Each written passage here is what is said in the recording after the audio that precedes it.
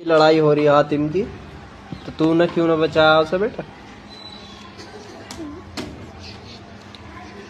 ये जब हमारे सिर में किलाते में दर्द हो रहा था, हम कैसे बचा लेते हैं ना को। सिर में दर्द हो रहा, इस वजह से न बचाया, वरना इसे बचा लेते हैं।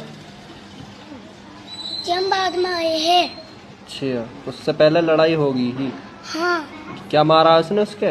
उसके कुछ जी हाथ मारा? हाँ महाराज जी बोतल मारी खाच। हातिम ने क्या मारा?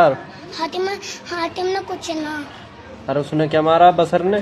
चलना बोतल अच्छा, खींच के मारी। फिर क्या हुआ हातिम के साथ? बिल्कुल लोल लगा।